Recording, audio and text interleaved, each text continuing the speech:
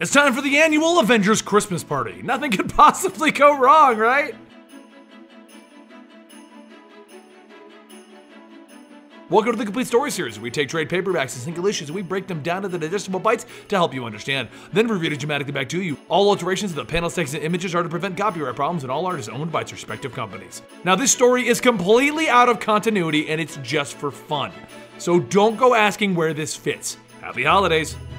Our tale begins with Spider-Man being late to the party. He didn't realize that it would be at Dr. Strange's place and is totally going to hear it from MJ for leaving her alone at the party. But when he arrives, he finds Wolverine asking MJ if she wants him to kill Spider-Man, and Iron Man telling her that he's rich.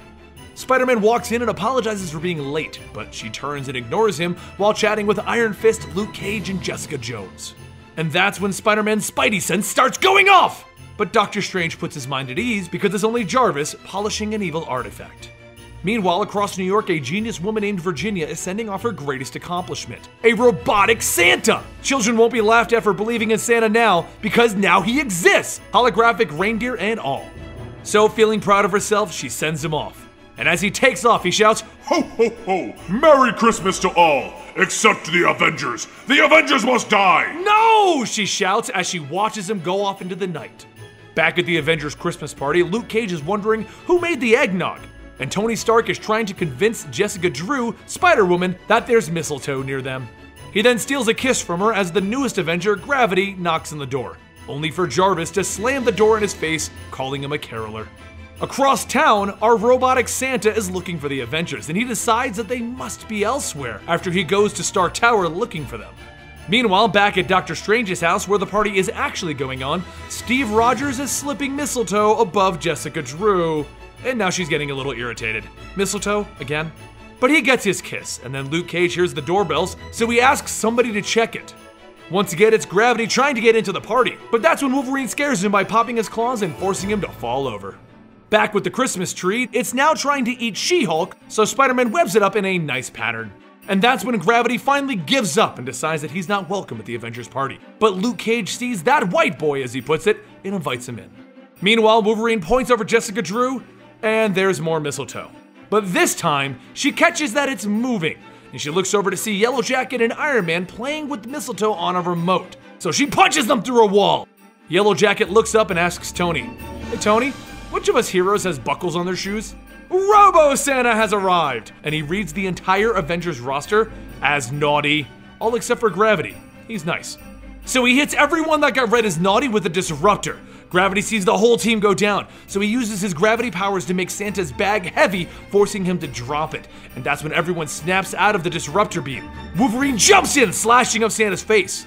So in response, Robo-Santa shocks Wolverine, dropping him. "You better watch out, I'm telling you why. ULTRON has come to town." Captain America sees that it's ULTRON with a Santa beard. "You have got to be kidding me." And Yellow Jacket tells them that it's one of ULTRON's robots. It starts battling with the Avengers, so Spider-Man grabs Yellow Jacket. "You made ULTRON, right?" "Well, yeah, but this has some upgrades like that force field and that beard. It's totally an upgrade. But we could use an electromagnetic pulse to shut him off." So Spider-Man pulls out the hover disc that is being used to move the mistletoe around, and he asks, "How about this?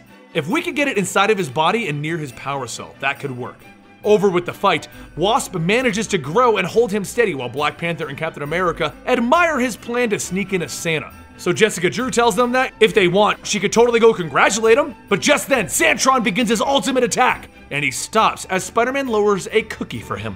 He turns and he begins to eat it, and everyone is in shock that he just stopped fighting them to eat a cookie. Luckily, the cookie had the battery from the hovercraft in it, so now it's inside Santron, and Yellow Jacket turns him off. They then hack into his head and look to see where he was made, and they discover the young girl Virginia that created him. Right away, they notice that she isn't the supervillain type. So using the ULTRON neural net, they look into her memories, and they discover that her name is Virginia, and as a child, Christmas was very important to her. But when some mean kids told her that Santa wasn't real, she didn't talk to anyone for a while, but eventually she did become functional in society again. ULTRON always had spare bodies around whenever he was defeated, and this was one of the unfinished prototypes. So when she came across an android, she decided to right the greatest wrong in her life. Spider-Man shows up at her house as she's calling the police to turn herself in, and he brings her to the Avengers mansion to join the Christmas party. Captain America takes her aside and reassures her that as sure as generosity and devotion exist to give life joy, there is a Santa Claus, Virginia. And that is a fun little Christmas party story that I wanted to tell you guys. I hope you guys enjoyed this, and happy holidays to all of you. I'll see you next time right here.